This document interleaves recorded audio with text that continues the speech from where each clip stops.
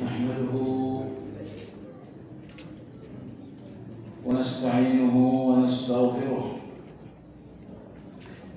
ونعوذ بالله من شرور أنفسنا ومن سيئات أعمالنا من يهد الله فلا مضل له ومن يضلل فلا هادي له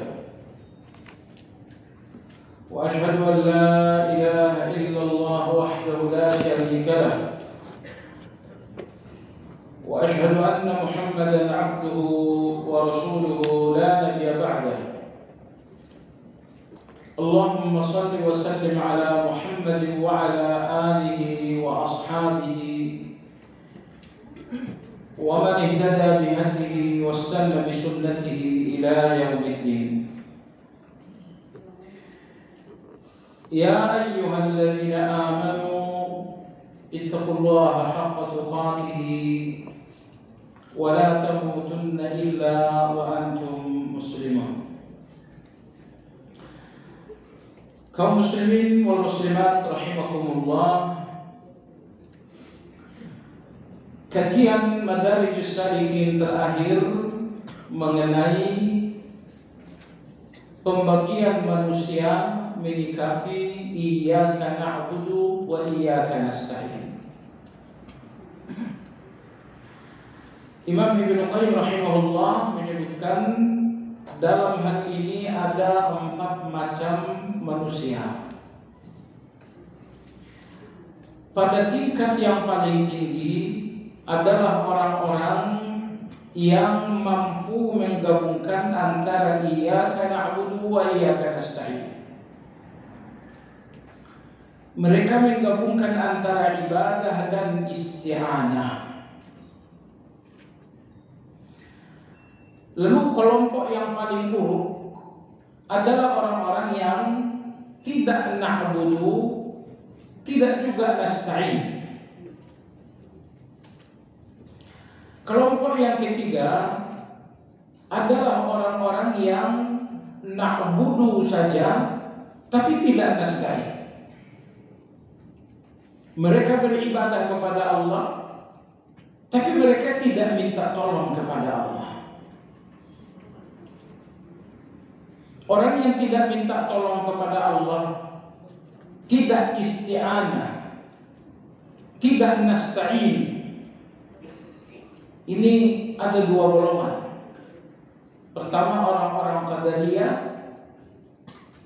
yang kedua orang-orang ahli sunnah yang tidak bertawakal, ataupun ahli sunnah yang tawakalnya sangat rendah. Jadi ketika ibadah Anda bagus, tapi tawakal Anda dalam berbagai kehidupan lemah, ini dinamakan na'budu tapi tidak nasta'in. Kelompok yang terakhir, yang keempat, adalah orang-orang yang nasta'in. Mereka minta tolong kepada Allah dengan doa-doa dan dengan tawakal mereka. Akan tetapi ibadah mereka kepada Allah lemah. Ini biasanya orang-orang munafik ataupun orang-orang fasik.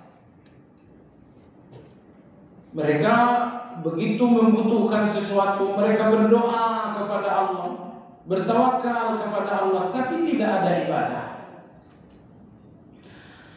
Kelompok yang keempat ini yaitu orang-orang yang fokus dalam ibadah, dalam isti'anah. Mereka berdoa, mereka bertawakal, tapi ibadah mereka sangat lemah. Kata Imam Ibnu Qayyim rahimahullah, kelompok yang keempat ini berbahaya.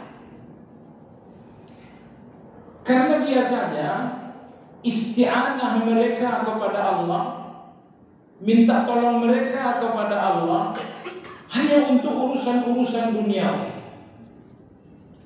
Ya Allah, tolonglah aku berikan uang. Ya Allah, tolonglah aku berikan sehat.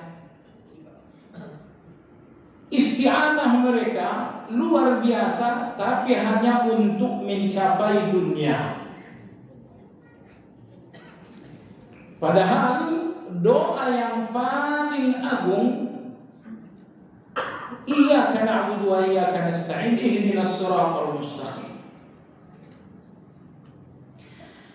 Selanjutnya Imam Ibnu Qayyim rahimahullah, beliau mengatakan meminta dunia artinya meminta sesuatu yang entah akan menjadi manfaat atau akan menjadi bahaya. Karena dunia pedang bermata dua. Ya Allah berikan aku uang. Uang ini mungkin akan jadi manfaat atau mungkin akan menjadi bahaya. Makanya kata Ibnu Qayyim, ketika siapapun meminta dunia, minta pula keridhaan Allah. Karena dunia yang terpisah dari keridhaan Allah itu berbahaya. Allah berikan dunia kepada Qarun, tapi Allah tidak memberikan ridha. Maka jadilah kekayaan Qarun ini malapetaka. Allah berikan jabatan kepada Fir'aun, tapi Allah tidak memberikan ridha. Maka jadilah jabatan Fir'aun ini malapetaka. Makanya ketika siapapun yang meminta dunia, mintalah juga ridha. Ya Allah, berilah aku harta kalau memang itu ridhamu. Kalau engkau tidak ridhai, maka berikanlah yang lebih baik. Jangan pula ngambek, ya Allah, berikanlah dunia kalau memang itu ridhamu. Kalau memang engkau tidak ridha, ya sudah, jangan. Berikanlah aku bisnis ini kalau memang ini akan menjadi ridhamu atasku. Tapi sekiranya bisnis ini tidak menjadi ridhamu nantinya, maka gantikan dengan yang lebih baik. Nah, jadi jangan meminta dunia kecuali dengan meminta ridha. Karena dunia tanpa ridha malapetaka. Tapi kalau Anda meminta akhirat, Anda tak perlu menyebutkan ridha. Karena semuanya Allah ridha.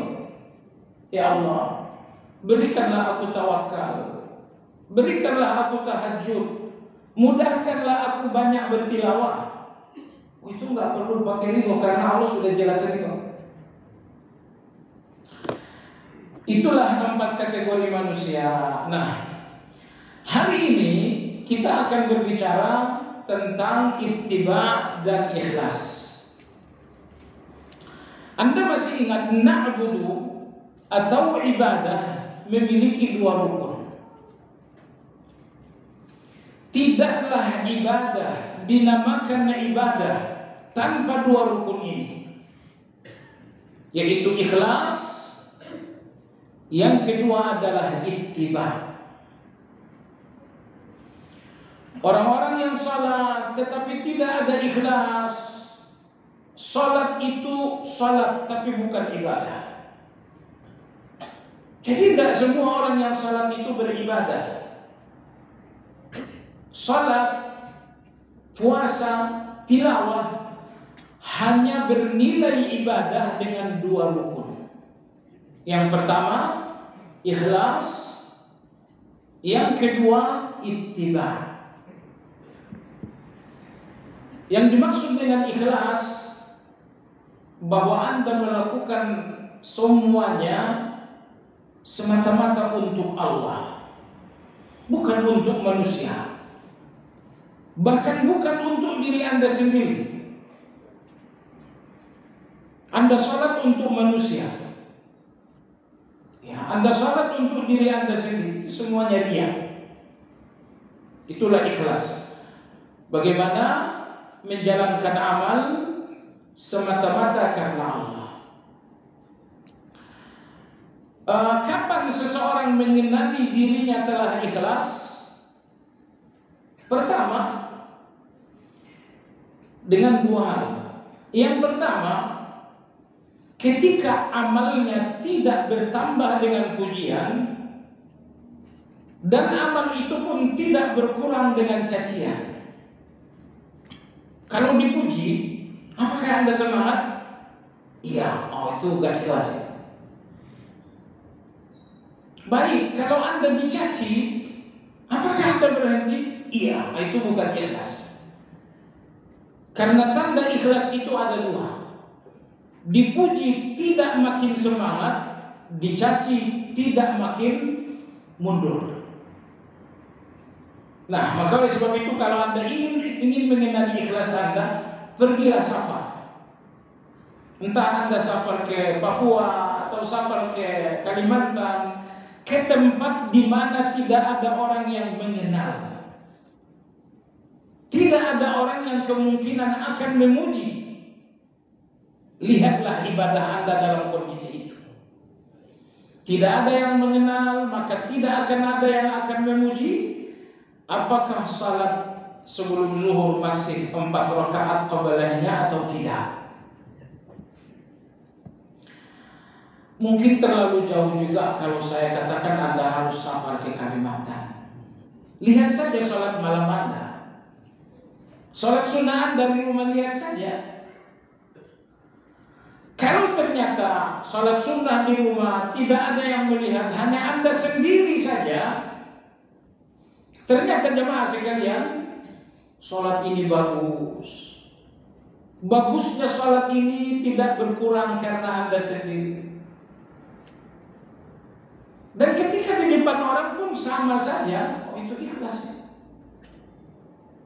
Maka salat-salat kesendirian, salat tahajud, salat witir, salat duha, semua salat-salat yang dilakukan dalam kesendirian adalah latihan ikhlas.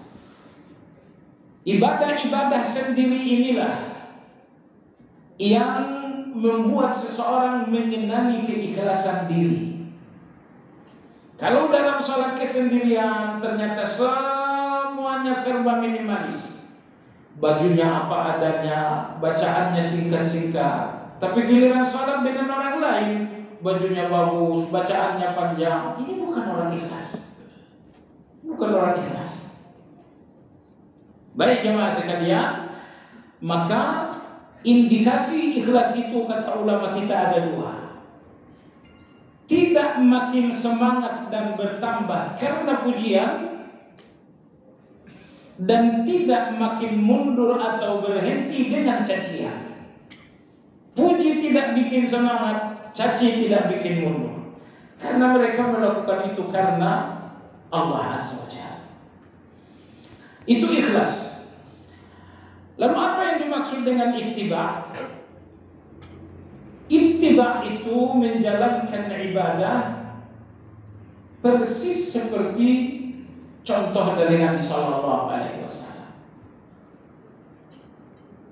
Salatnya persis seperti salat Nabi Sallallahu Alaihi Wasallam. Itu namanya ittiba.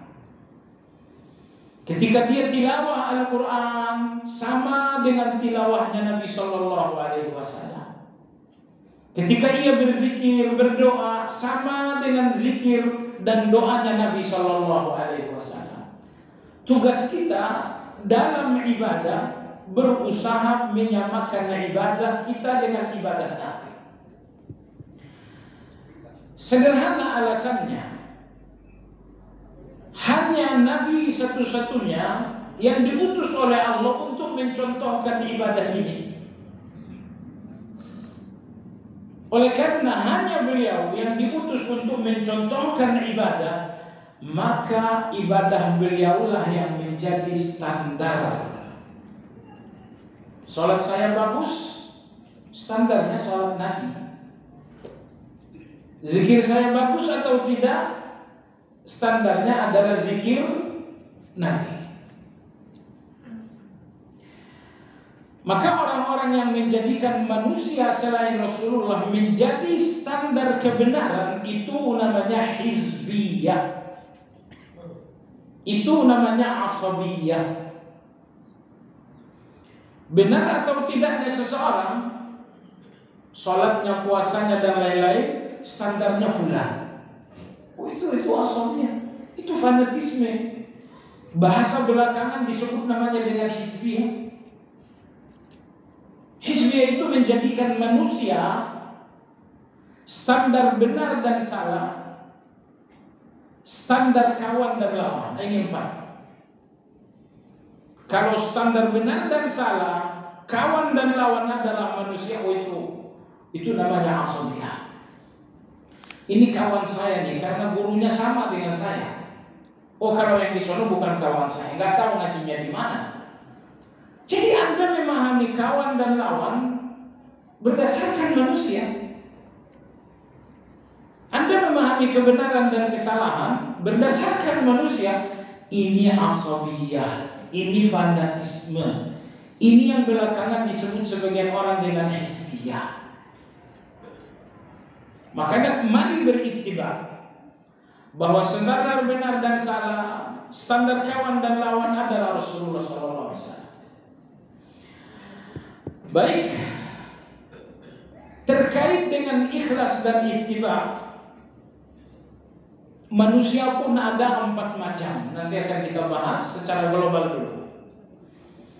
Manusia yang paling sempurna adalah orang-orang yang menggabungkan antara ikhlas dan ittiba. Batiniyah ibadah mereka ikhlas, lahiriah ibadah mereka adalah mutaba'ah. Setiap ibadah terdiri dari lahir dan batin.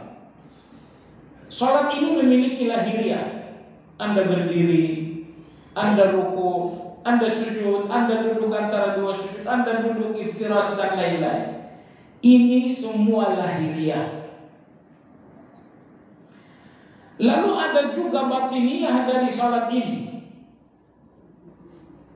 Ada batiniyah yang hukumnya wajib, yaitu ikhlas.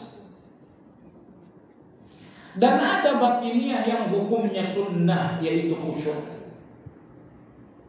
Maka lahiriah dari ibadah harus dibingkai dengan ittiba' atau mutaba'ah. Sementara batiniyah dari setiap ibadah harus berada di atas ikhlas. Maka orang yang paling sempurna, orang-orang yang menggabungkan antara ikhlas dan ittiba. Salatnya ikhlas dan ittiba, tilawah Al-Qur'annya ikhlas dan ittiba, dan selanjutnya. Manusia yang paling buruk, mereka dalam ibadah tidak ikhlas juga tidak ittiba. Ini nomor 2. Siapa mereka nanti akan kita bahas insyaallah. Golongan yang ketiga, orang-orang yang ikhlas tapi tidak ittiba. Dan golongan yang keempat adalah orang-orang yang diittiba tetapi tidak ikhlas. Inilah 4 golongan manusia dalam menempatkan ikhlas dan ittiba. Halaman 133.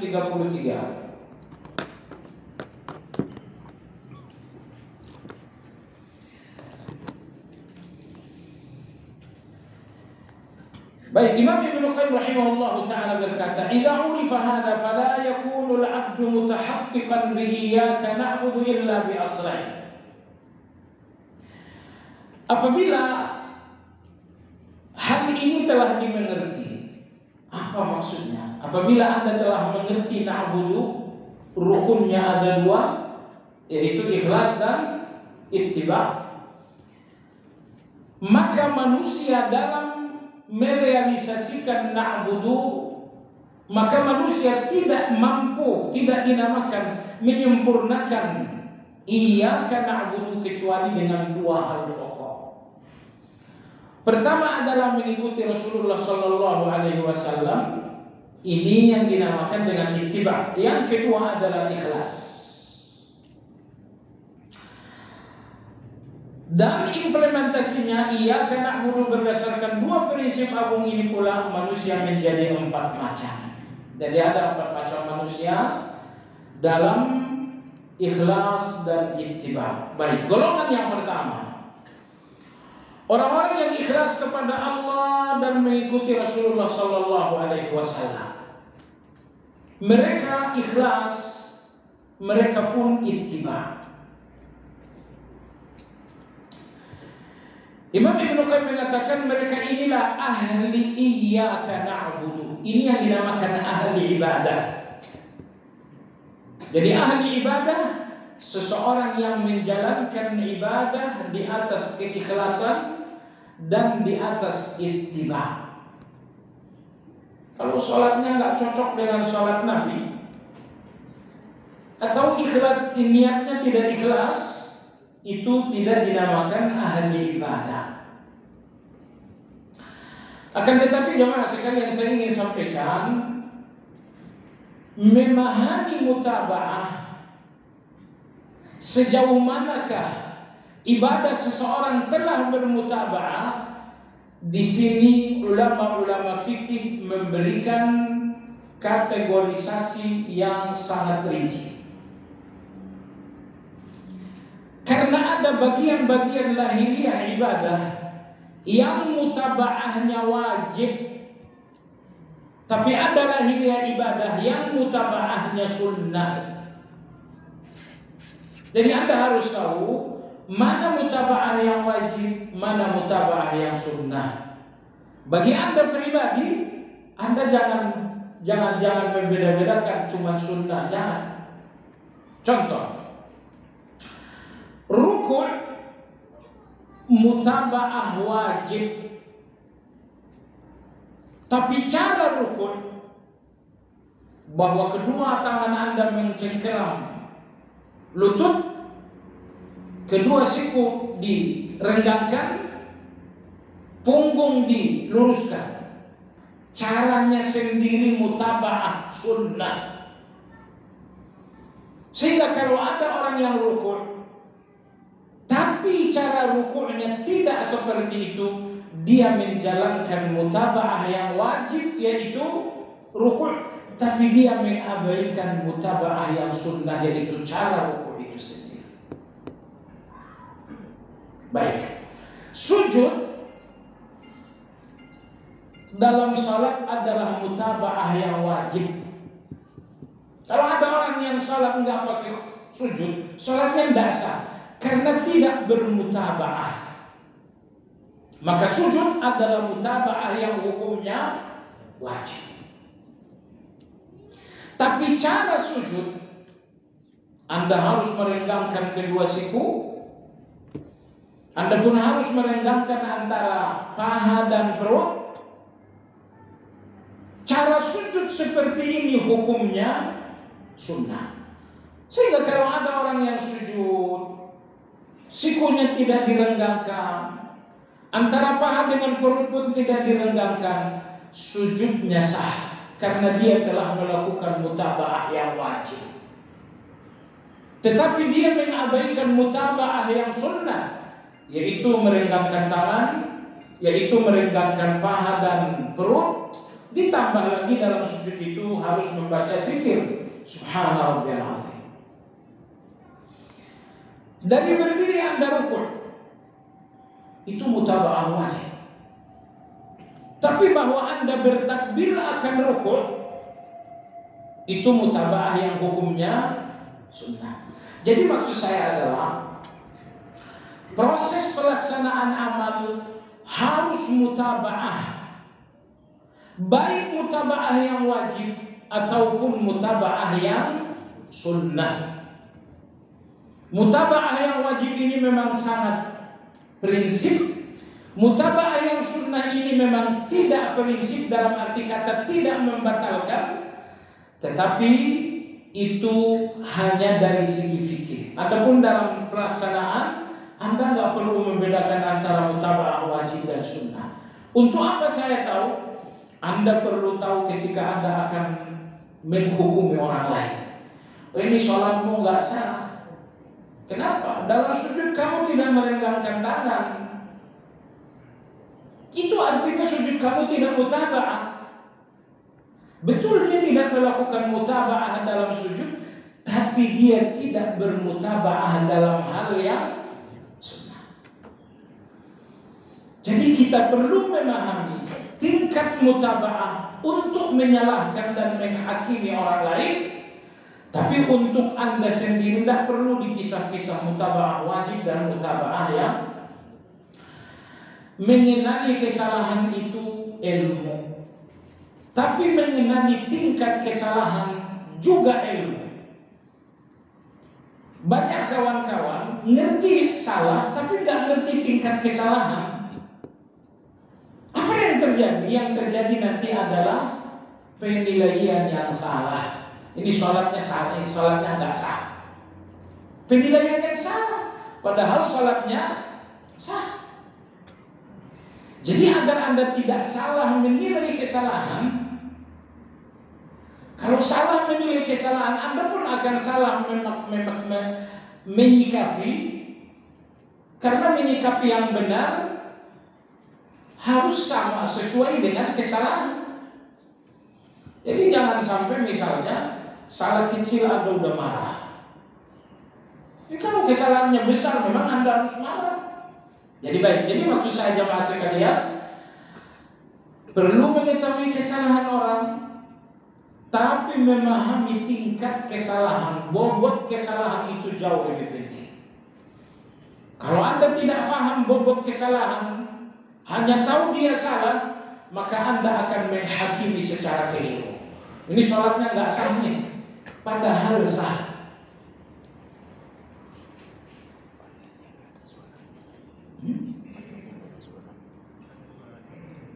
Oh, Masya Allah, saya nggak tahu.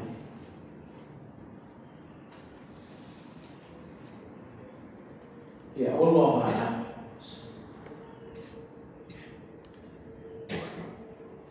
Dilepaskan saja.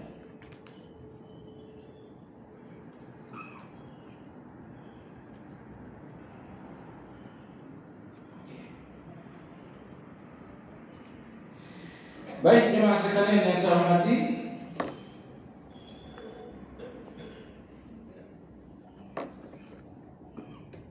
tadi enggak ini. Coba didengar lagi. Jazakallahu khair. Baik jemaah sekalian yang saya hormati, itulah tingkat ittiba itu. Tapi kalau ikhlas ada tingkatan enggak? Ikhlas itu wajib. Orang yang ikhlas nggak sah. Tapi ittiba itu sendiri ada dua tingkatan. Ada ittiba yang hukumnya wajib, ada ittiba yang hukumnya sunnah. Mengenali dua tingkat ittiba ini hanya untuk memahami secara fikih, agar Anda tidak salah menghakimi dan menyalahkan orang lain.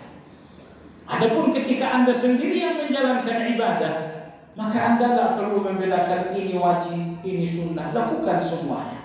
Dengan arti kata, sempurnakan ittiba. Menyempurnakan ittiba artinya lakukan yang wajib, lakukan yang sunnah. Kalau Anda melakukan ittiba yang wajib dan mengabaikan yang sunnah, Anda tidak menyempurnakan ittiba. Baik jemaah sekalian.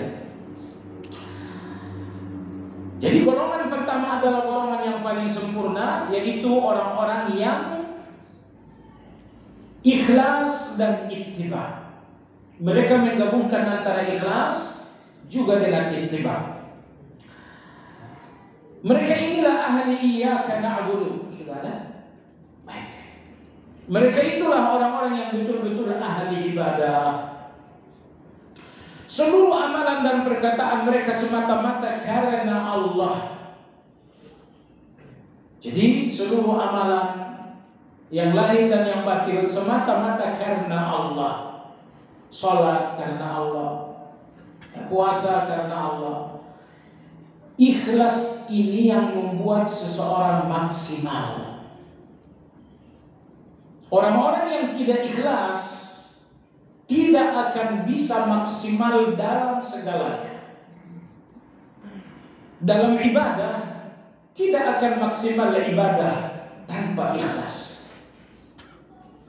Bahkan dalam kehidupan sehari-hari pun Anda tidak akan ikhlas tanpa ikhlas. Anda tidak akan maksimal tanpa ikhlas. Apa yang membuat Anda maksimal dalam bekerja, maksimal dalam berdagang? Ikhlas. Jamaah sekalian yang saya hormati, orang-orang yang ikhlas tidak tersentuh dosa. Karena orang yang ikhlas itu orang yang karena Allah, bicara karena Allah, berbuat karena Allah, bergerak karena Allah, diam karena Allah. Orang yang selalu karena Allah tidak mungkin tersentuh dosa.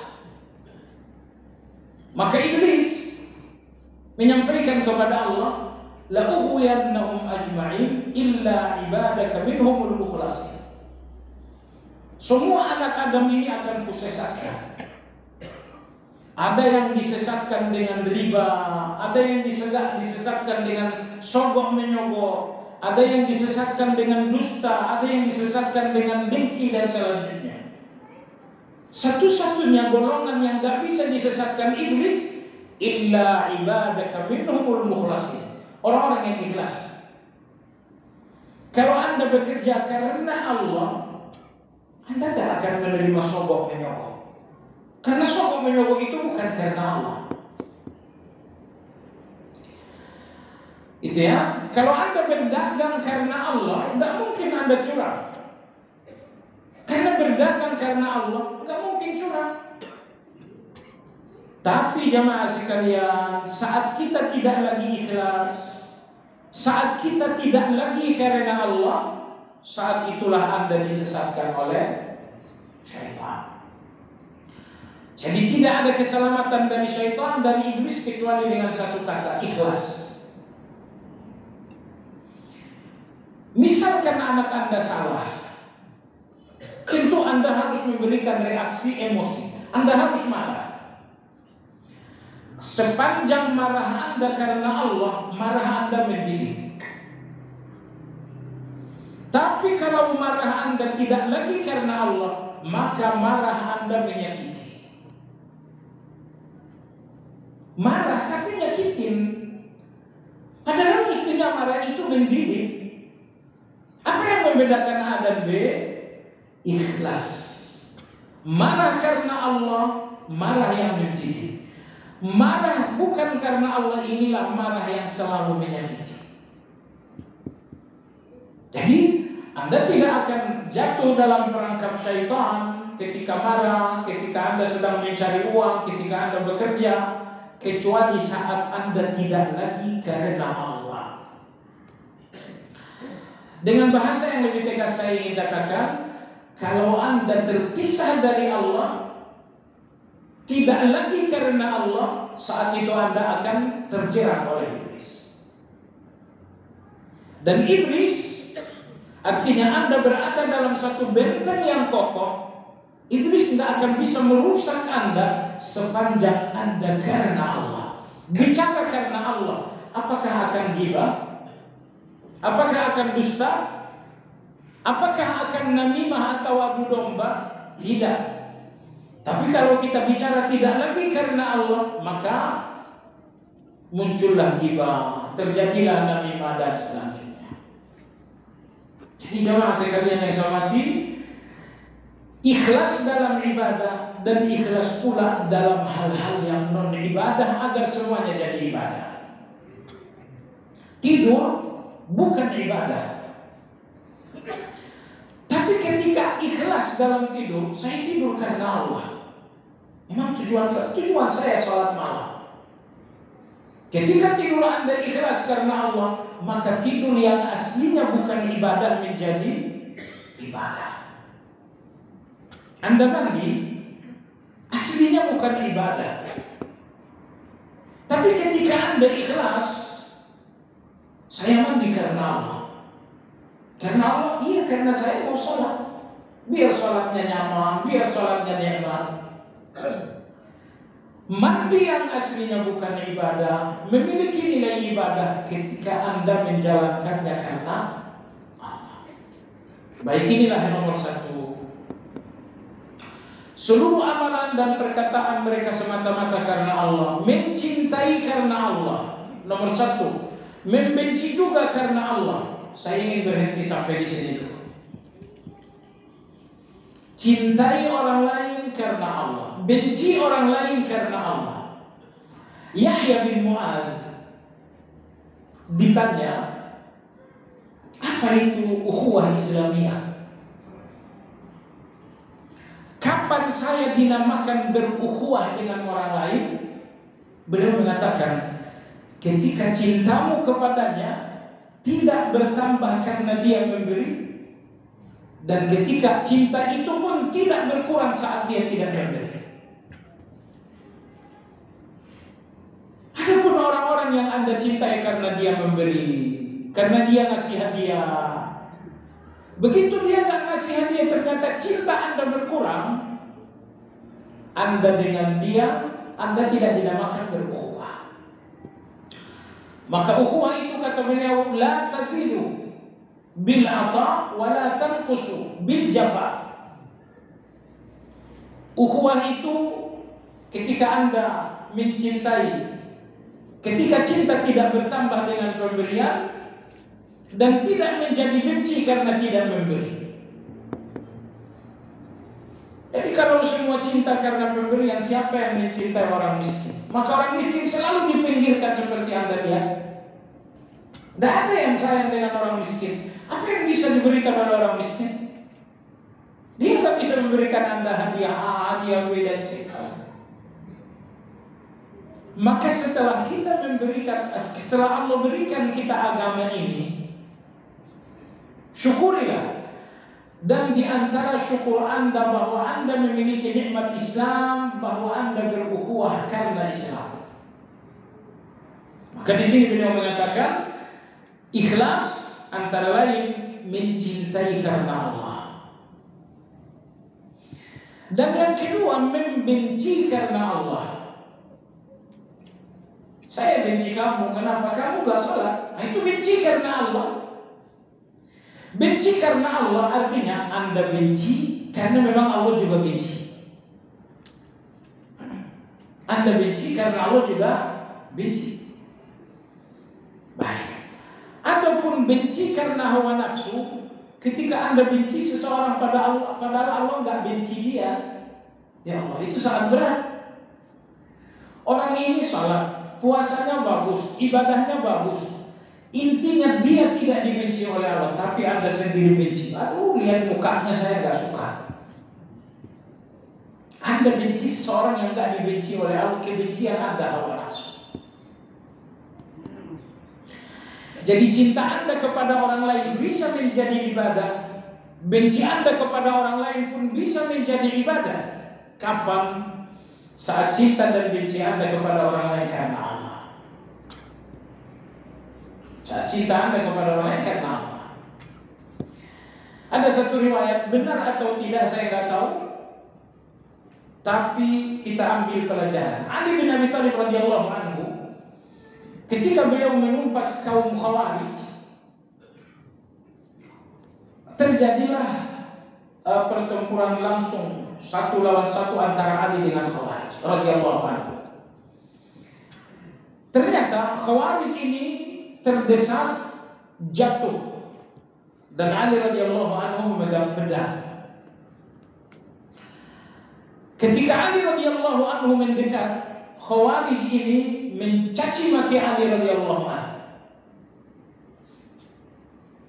Akhirnya Ali meninggalkan dia. Seseorang bertanya, wahai Amirul Mukminin, kenapa ditinggalkan? Beliau mengatakan, sekiranya dia tidak mencaci maki saya, lalu saya membunuhnya, itu artinya saya membunuhnya karena Allah. Tapi ketika dia mencaci maki saya, lalu saya membunuhnya, itu berarti saya membunuhnya karena saya. La haula wala quwata illa billah. Perhatikan betapa beningnya hati para sahabat. Ya, dalam situasi seperti itu, hatinya tidak rusak. Kita kadang-kadang situasinya jauh dari itu, hati rusak duluan. Hati rusak duluan sesungguhnya. Maka jemaah sekalian, ini poin yang pertama ini perlu untuk dapat perhatian serius. Dalam kehidupan bergaul, dalam kehidupan berkawan, bertetangga, bermasyarakat, cinta dan benci kita lebih sering karena hawa nafsu. Saya cinta betul sama orang ini. Kenapa? Ya, karena dia suka ngasih saya hadiah. Dia suka ngundang-ngundang saya, suka traktir saya. Itu cinta hawa nafsu. Itu cinta hawa nafsu. Adapun cinta karena Allah, bahwa Anda mencintainya karena Allah juga mencintainya, bukan karena Anda dapat sesuatu. Aku cinta orang ini. Kenapa? Masya Allah, itu sholatnya ke masjid terus. Itu tilawahnya luar biasa. Artinya Anda mencintainya bukan karena apa yang Anda dapatkan, tapi karena memang orang ini dicintai oleh Allah, maka Anda mencintainya. Begitu juga dengan benci. Begitu juga dengan benci. Kalau Anda benci seseorang karena memang Allah juga membencinya, oh itu benci Anda benci ibadah. Benci Anda menjadi ibadah karena ikhlas. Saya benci orang ini. Kenapa? Ini tukang judi. Anda membencinya karena Allah membenci. Ya, tapi kalau Anda benci orang ini, kenapa? Ini orang ini suka ngatain saya nih. Oh itu hawa nafsu. Dan antum lihat jemaah sekalian, kebencian hawa nafsu ini yang selalu menjadi konflik yang buruk. Orang-orang yang Anda benci karena Allah biasanya gak akan menjadi konflik. Itu gak akan menjadi perselisihan. Perselisihan dimanapun, di timur, di barat, utara, dan selatan, semua perselisihan itu karena tidak lagi membenci karena Allah. Kalau membenci karena Allah berarti ada standarnya. Saya benci orang ini karena nggak sholat. Mana standarnya? Aqimus shalah. Dia melanggar dalil, maka Anda benci. Nah, kalau sampai Anda benci seseorang padahal dia tidak melanggar dalil, dia nggak melanggar ayat, dia nggak melanggar hadis, dia hanya melanggar keinginan Anda, oh itu benci karena hawa nafsu. Baik jamaah sekalian, mencintai karena Allah dan membenci juga karena Allah. Imam Ibnu Qayyim rahimahullah, beliau menyebutkan apa tanda seseorang mencintai Allah. Nanti akan kita temukan di buku ini. Tanda seseorang mencintai Allah 3. Yang pertama, cintanya kepada Allah mendahului segala cinta. Nomor 2, cintanya kepada Allah mengalahkan segala cinta. Nomor 3, cintanya kepada selain Allah mengikuti cintanya kepada Allah. Ini 3. Baik, yang pertama, seseorang mencintai Allah apabila cintanya kepada Allah mendahului semua cinta. Waktu zuhur masuk dan dia sedang rapat. Di satu sisi ada rapat yang harus dituntaskan, tapi di sisi lain ada sholat. Boleh jadi Anda tunda rapat ini setengah jam, dan siapa tahu setengah jam gak ada lagi usia Anda. Setengah jam ke depan Anda bakal punya usia, enggak tahu, itu jangan ditunda. Di sini mana yang Anda dahulukan, Allah atau manusia? Orang yang mencintai Allah, tanda nomor 1, cintanya kepada Allah mendahului segala cinta. Anda salat itu cinta kepada Allah, Anda rapat itu cinta kepada bos. Tapi kalau Anda dinamakan mencintai Allah, ketika cinta kepada Allah mendahului segala cinta.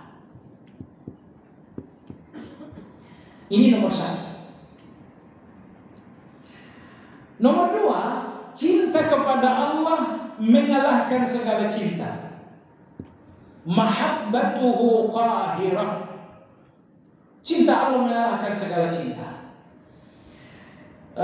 Kita cinta harta, ya, tapi Allah inginkan harta ini jadi sedekah. Dan saya ingin harta ini menjadi rumah bagus, saya ingin harta ini menjadi kendaraan bagus, tapi justru Allah ingin harta ini jadi sedekah. Cinta mana yang mengalahkan? Kalau cinta bikin rumah mengalahkan cinta sedekah, Anda tidak mencintai Allah. Karena seseorang dinamakan mencintai Allah saat cinta kepada Allah mengalahkan segala cinta. Orang-orang yang mati berjihad fisabilillah, mereka mencintai nyawa mereka. Tapi pada saat yang sama mereka mencintai Allah, dan Allah minta nyawa mereka.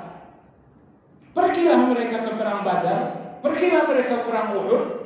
Bagaimana dengan nyawa? Cinta kepada Allah mengalahkan cinta kepada diri sendiri. Maka seorang dinamakan mencintai Allah, ini nomor dua. Nomor tiga, nomor tiga ini yang berat. Ini hubungannya dengan pembicaraan kita. Seseorang dinamakan mencintai Allah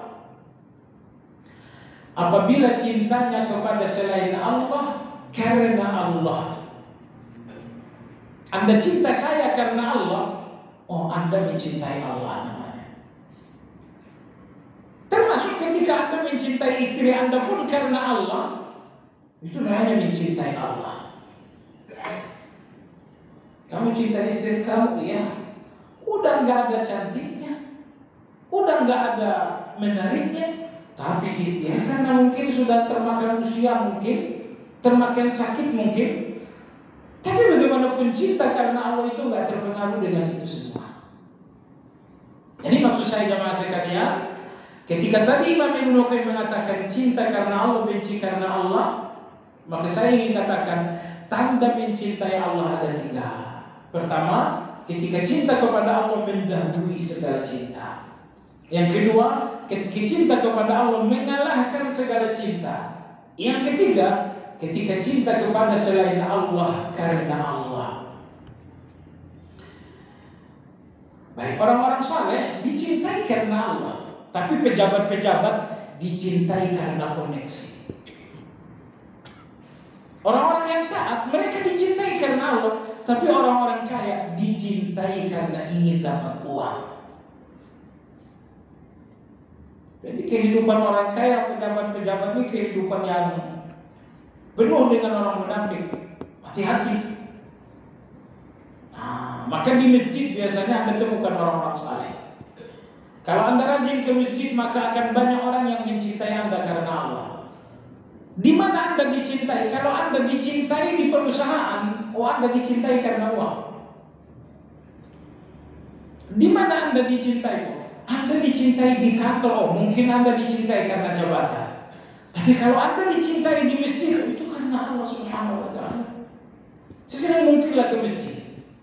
Jangan nunggu pensiun. Siapa tahu Anda nggak sempat pensiun. Banyak-banyak ke masjid. Baik jemaah sekalian, mencintai karena Allah dan membenci juga karena Allah. Tindakan-tindakan mereka secara lahir dan batin semata-mata karena Allah. Ini berat. Lahiriahnya karena Allah, di mana dia berbicara, di mana dia berbuat. Batiniahnya karena Allah. Lahiriah karena Allah, yaitu ucapan, yaitu perilaku, yaitu tindakan. Tidak mengharapkan balasan dan ucapan terima kasih dari orang lain. Jangan mencari balasan dan terima kasih dari orang lain. La nuridu minkum jazaan wala syukura. Karena yang membatalkan ikhlas itu dua. Pertama, Anda ingin dapatkan imbalan, amplop, atau setidaknya Anda nggak bisa ngasih saya amplop, puji saya, sanjung saya. Sebarkan foto Anda dengan saya tapi dengan tujuan menghormati. Biasanya inilah dua hal yang membatalkan ikhlas. Anda ingin dapat imbalan, kalau tidak dapat imbalan mungkin Anda ingin sanjungan. Maka Allah berfirman dalam surah Al-Insan, "Innama nut'imukum liwajhillah, la nuridu minkum jazaa'an wala syukura." Kami memberikan yang sedekah berupa makanan karena Allah, tidak mengharapkan balasan, juga tidak mengharapkan pujian atau terima kasih. Baik, insya Allah ini akan kita lanjutkan lagi karena pembahasan yang pertama ini sangat menentukan pembahasan golongan kedua, ketiga, keempat. Maka dari Imam Ibnu Qayyim di sini sangat panjang lebar berbicara tentang golongan pertama. Insya Allah golongan pertama ini akan kita lanjutkan pekan depan, insya Allah Taala. Ya, barangkali ada pertanyaan, silakan.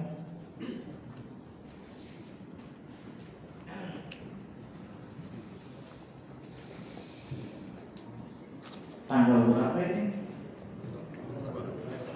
Oh, tanggal 2. Enggak punya gaji. Kasih saya gaji, saya hafal.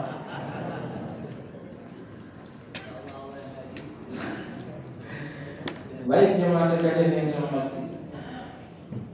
Ya, pertanyaan? Kalau ada silakan.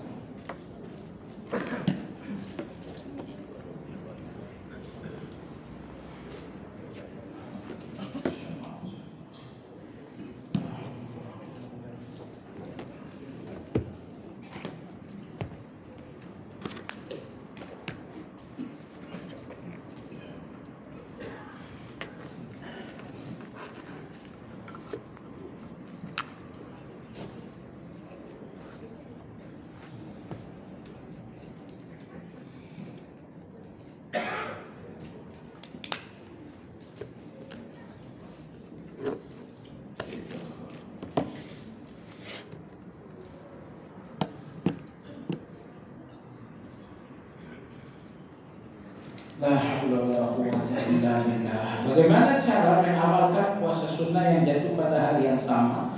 Bolehkah satu amalkan diniatkan dua ibadah, misal puasa Senin? Betul. Besok Senin Anda puasa Senin. Tapi ini kan 10 hari pertama Zulhijjah, ya niatkan dua-duanya. Saya puasa Senin sekalian puasa Zulhijjah. Betul. Dalam ibadah ada puncak cinta. Saya beribadah lebih banyak rasa takut dan butuh. Beberapa amalan sunnah bila saya tinggalkan merasa ada yang kurang. Bagaimana menumbuhkan cinta itu? Mudah-mudahan nanti akan ada menumbuhkan cinta. Caranya ada 10 dan nanti akan dibahas secara mendalam di sini. Karena tingkat perjalanan hati menuju Allah itu pertama perjalanan cinta. Nah, Syekhul Islam Ibnu Taimiyah dikutip oleh Ibnu Qayyim menyebutkan bahwa cara menumbuhkan cinta kepada Allah adalah dengan 10 cara. Salah satunya banyak-banyak membaca Al-Quran. Dan yang kedua banyak berzikir. Yang ketiga adalah ilmu. Yang keempat selalu mendahulukan Allah atas yang lain. Nomor 3 ini luar biasa. Selalu mendahulukan Allah. Masuk waktu sholat, sedang kerja, dahulukan Allah. Senantiasa dan selalu mendahulukan Allah atas yang lain. Ini punya dampak yang sangat luar biasa menumbuhkan cinta. Dan ilmu itu ilmu paling luar biasa menumbuhkan cinta adalah Asmaul Husna. Sifat-sifat Allah Azza wa Jalla. Mengapa sebagian masyayikh ada yang melarang untuk membaca kitab Madarijus Salikin? Saya tidak menemukan orang yang melarang itu. Ya. Sekarang Madarijus Salikin ditulis Imam Ibnu Qayyim, imam. Masalah itu belum sampai kepada imam. Artinya antara imam dengan masyayikh mana yang lebih tinggi? Imam. Itu ya. Nah, saya belum temukan ulama yang melarang. Ketika saya mengikuti ceramah Syekh Utsaimin tentang surat Al-Fatihah, beliau merekomendasikan. Beliau mengatakan apabila antum ingin melihat penjelasan paling ajaib tentang Al-Fatihah, maka bacalah kitab Madarijus Salikin.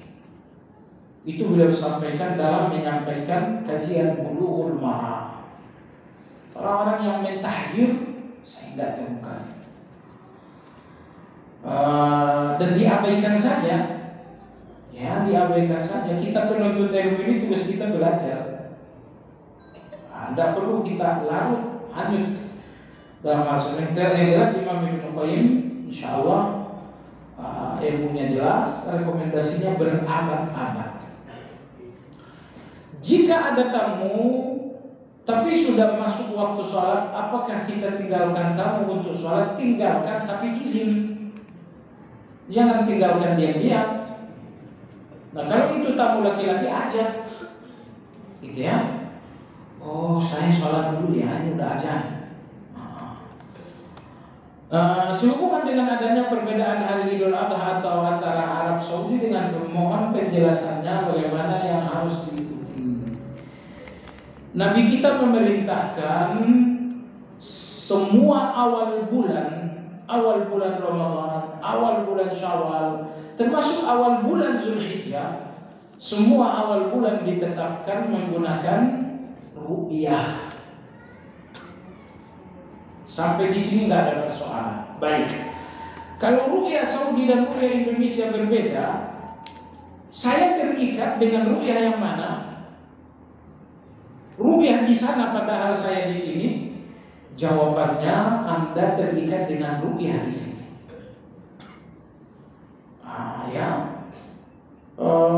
Di sana sudah puasa Arafah. Ya, kita di sini belum. Besok baru puasa Arafah. Ikut di sini bukan di sana. Al-Hajju Arafah, haji di Arafah. Emang ada haji di Indonesia? Enggak ada haji di Indonesia. Haji Arafah enggak ada, yang ada puasa Arafah. Itu nomor satu. Diriwayatkan oleh Imam Muslim, seorang yang bernama Quraib meninggalkan Madinah pergi ke Syam menjelang Ramadan. Sesampainya di Syam, masuklah bulan Ramadan hari Kamis. Sementara orang-orang Madinah menjalankan Ramadan Jumat.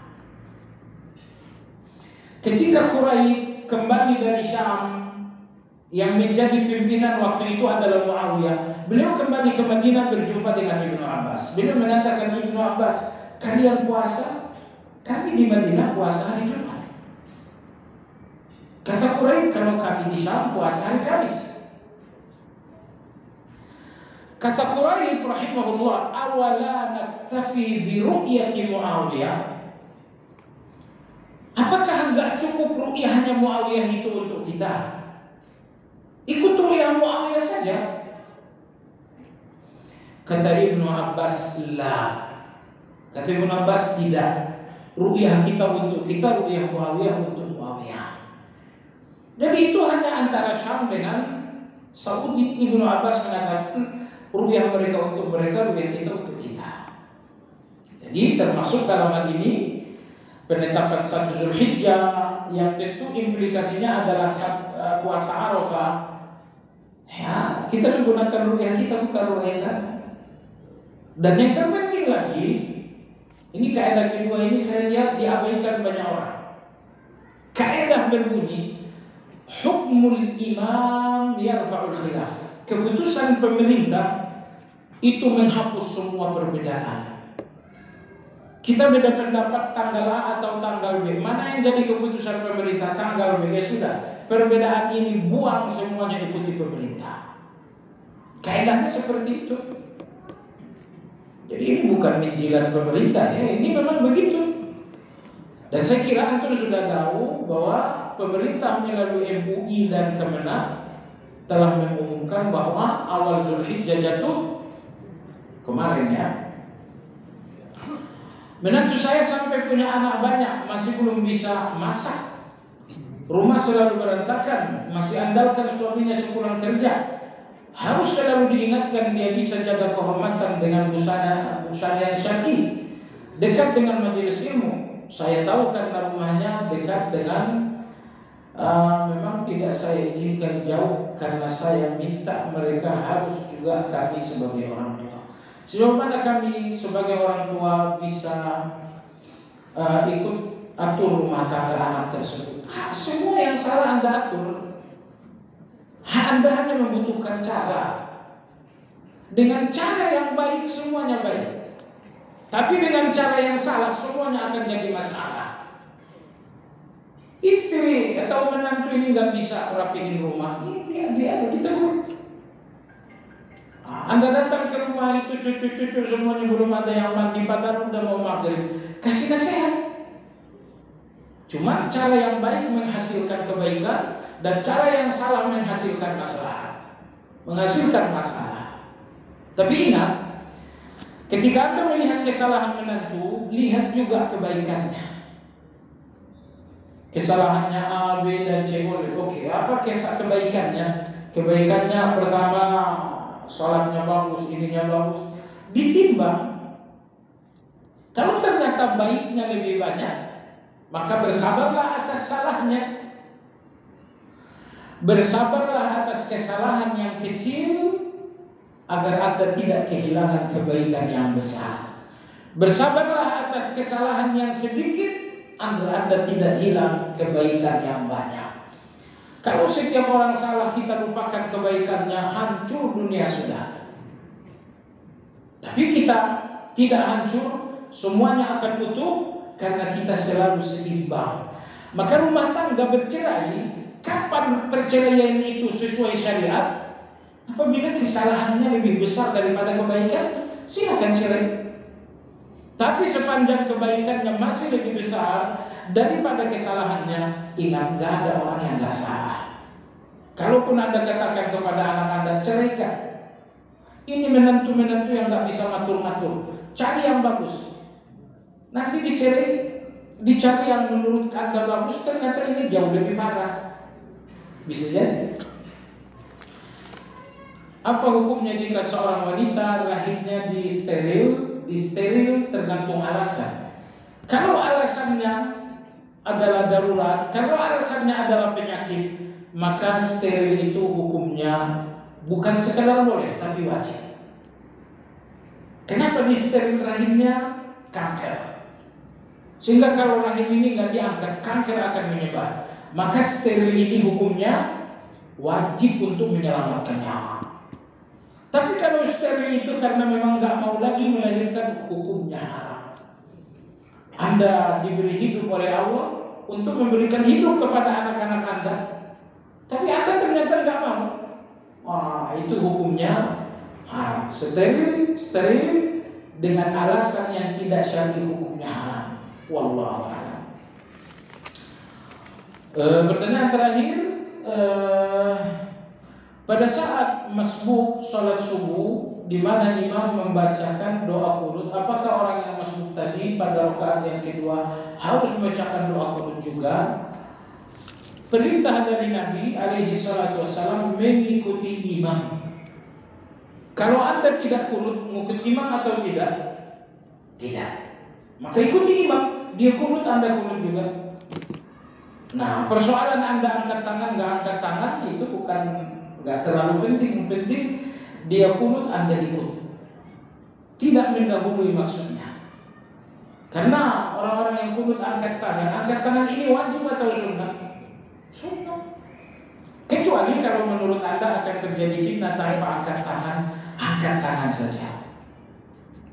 Sama sekalian, Imam Ibnu Taimiyah mengatakan ada perbedaan pendapat, namun disepakati sama-sama sah. Ini sholat jahar basmalah, ini sholat tidak jahar basmalah. Beda, tapi kedua belah pihak sama-sama sepakat sholat saya sah, sholat kamu sah. Ini nggak boleh dipersoalkan. Baik, qunut subuh.